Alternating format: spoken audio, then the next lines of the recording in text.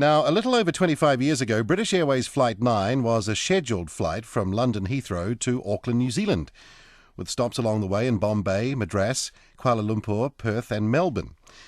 On the night of the 24th of June 1982, the Kuala Lumpur-Perth leg was being flown by City of Edinburgh, a Boeing 747-200 with 248 passengers on board.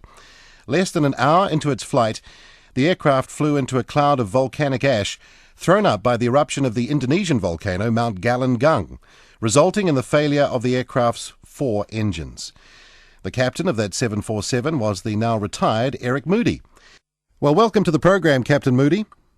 Well, good evening to you. And it would be fair to say it was an incident known as the Jakarta incident that changed your life, really, wasn't it? It did change my life. It didn't change my life in any way other than it made me infamous, I suppose. And that little bit of infamy and continued interest from the world's media and other people it just enthralled me. I just don't understand. I didn't understand how long this interest would go on. And in fact, I did tell my wife about 4 or 5 months after the incident, I thought perhaps 6 months the interest level would be high and then it would disappear. But I have to tell you, I've got speaking engagements booked round until November 2008. Wow. So over a year from now. So it's not going to stop in the next year. Do you get sick of recalling these events? Well, I'd like another story to talk about, but I do enjoy standing up in front of people and talking about it. And I think I make it fairly entertaining because I do get repeat calls and people want to come and hear me again. And so I just enjoy talking about it. I just enjoy talking to people. So back then you were, just a normal airline captain commanding a normal scheduled flight. Is that how it started out?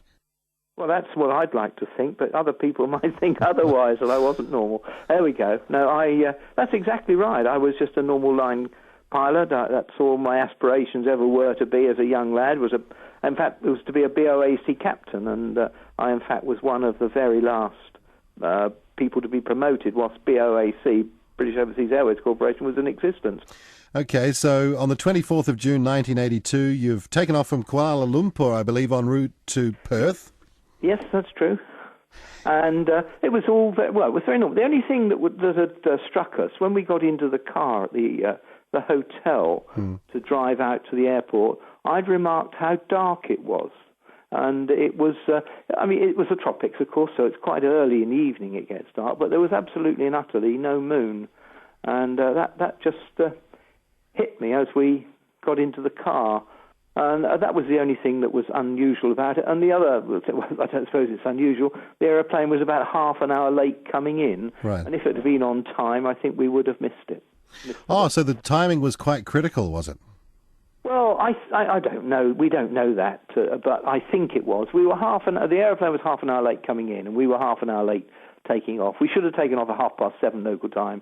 We leapt into the air at 8 o'clock, and apparently it was about 7:30 that the volcano erupted. Perhaps if we got there that half an hour early, the ash wouldn't have been up quite as high or as dense as it was at 37,000 feet.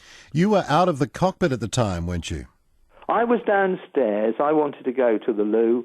I got out. There was a stewardess was in the loo on the upstairs cabin, and so I'd gone downstairs to use the loo downstairs and to find out how they were going with the service down there. So I was, in fact, out of the cockpit when the St Elmo's fire started, when it initially started, but I was soon back up there, and I was in there by the time it all began to go wrong. Just explain what the St Elmo's fire is for our listeners.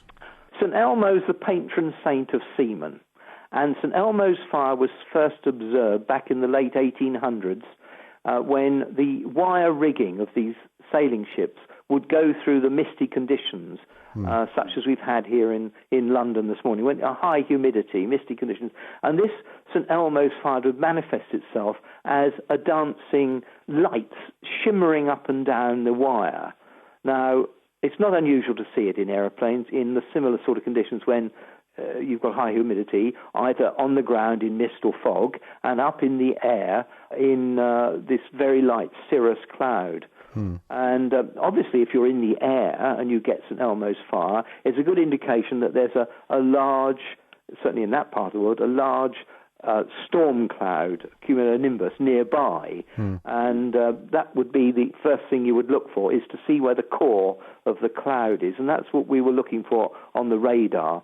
Whilst we were looking on the radar, we were watching this wonderful display of St Elmo's fire, and it was beautiful. I've never seen anything like it. These funny colours were shimmering up and down the windscreen, and it began to develop on this occasion into short bursts of lightning, 3 or 4 inches long, shimmering up and down the windscreen. Can you smell anything while this is happening? Yes, well, when I'd come back up the stairs to come back up to the flight deck, in around the skirting board of on the upstairs lounge, there was something, looked like smoke billowing in around the bottom of the floor where the air conditioning comes in, and with that was an acrid electrical burning smell, and obviously it was sulfuric smell as well. And at the time I described it, it smelt like the London Underground. Now, they've obviously changed something in the London Underground. It's probably they've changed their brake linings or something, and that characteristic smell has disappeared.